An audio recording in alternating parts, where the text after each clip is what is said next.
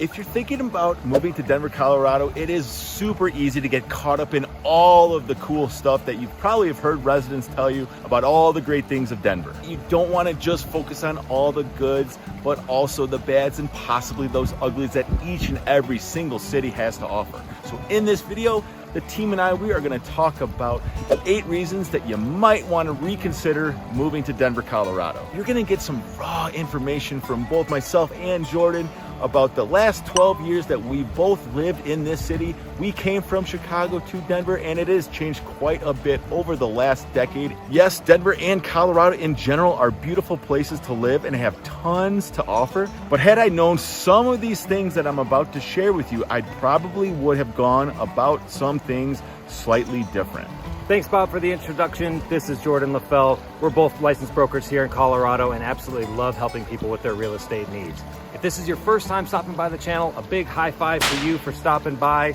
On this channel, we talk about all things living, eating, playing here in beautiful Colorado. If you stick around till the end, we're gonna give you the exact next steps that you need to take to enjoy a just living realty experience and own your dream home. The one thing that bothers me most about the weather here is the wild temperature swings. I can't tell you how many times I've bundled up to walk the dog in the morning and then been in a tank top and shorts in the afternoon. You're gonna need to expand that wardrobe and have lots of layers because the mornings are very different from the afternoons and you're gonna see a whole lot of weather in between. One of the common phrases here in Colorado is, if you don't like the weather, just wait 10 minutes. The cost of living here in Denver, Colorado. This is one that I have seen personally and been impacted by personally over the 12 years that I've been here. In fact, when I first moved here, I rented a studio apartment for only $425 a month. That same studio apartment is now being rented for $1,250 a month. The cost of living in general in Denver is 28% higher than the national average. And Denver itself, the cost of living is 6% higher than the rest of Colorado. The average single family home in Denver costs $600,000 as of the filming of this video. Now home prices increase, decrease, and we're actually starting to see a slight pullback in the market right now. I'll take this one from Jordan here. It is personal injuries. Personal injuries are a massive thing as a Colorado resident. So just last winter alone, walking the dogs, I slipped 3 different times on ice. I slipped out of my truck and threw my back out, as a matter of fact. And then this summer, because of all the different activities you can do, there's hiking, there's downhill mountain biking, there's rafting, there's stand-up paddleboarding.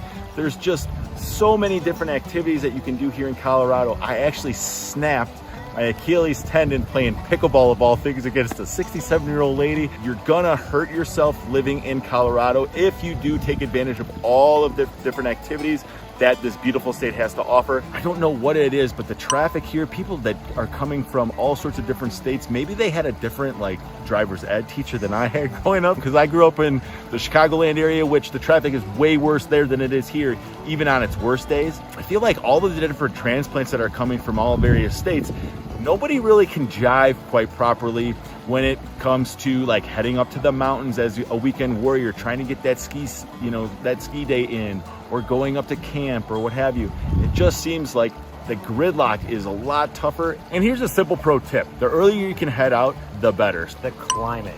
Look, folks, we are a mile high here in Denver, Colorado, and there are 3 things that you are going to need to carry with you everywhere you go in your purse or your man purse or whatever bag you carry.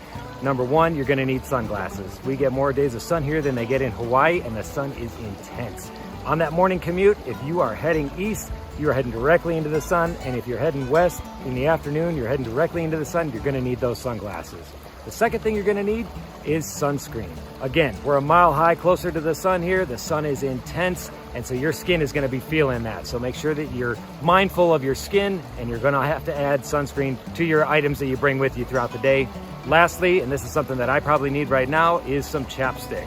Your lips are super sensitive to this sun up here. Again, it's really intense and you don't even feel the intensity. It's not like when you're down in Florida or Mexico or somewhere and you can feel that heat.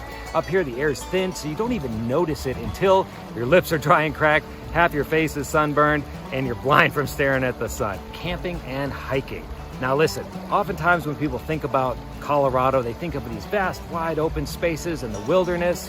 The reality is, so many people have descended upon our beautiful state over the last 10, 20, 30 years that most of those iconic places that people like to go camp and they read about and they see online are super crowded.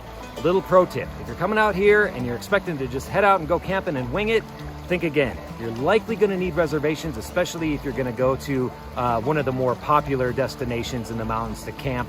Hiking as well, if you're going to one of the more popular hiking spots up in Boulder or along the Front Range here on a Saturday morning, you're going to have to expect some crowds to be there as well. The weed. You'll be driving down the street and you sometimes notice far more dispensaries than you would even like combined see of McDonald's franchises or Starbucks. It just seems to be just like thrown in your face a little bit too much, just in my personal opinion. Whether you take advantage of the scene or not, obviously that's your own personal preference. Homelessness, of course, is a very, very sad thing. The homeless population seems to kind of collaborate in the downtown area, really kind of ruining a lot of the experiences for our tourists, for our guests. So like when I come from the mountains, go down to Denver, I can no longer go to 16th Street Mall, where I used to actually live in that neighborhood when I first moved here. It was fantastic. They have the free bus rides. It just seems as if maybe some of the overarching government policies in regard to public camping, you know, how the homeless are basically allowed to just run rampant in some neighborhoods, pitch tents and just kind of chill out. When you're spending the kind of money that you're gonna spend to live here, to work here, to play here, to own a piece of the Colorado lifestyle, the homeless population is one of the big boogers on the face, in the nose of Denver for sure. If you found some value in this video, go ahead and click the like and subscribe buttons here at the bottom so you don't miss out on any of our next videos. If you're curious about moving to Denver, Colorado, and you want to know how much house you can afford, what's going on with the local market here, and what are the next steps to take, head down to the link in our description, fill out the pre-qualification form. Once you do that, our scheduling assistant Alex will reach out to you to get you on the call with us for your what we call discovery call. We'll learn a little bit about your goals, and we'll put together a plan of action for you so that you can own a beautiful part of the state yourself.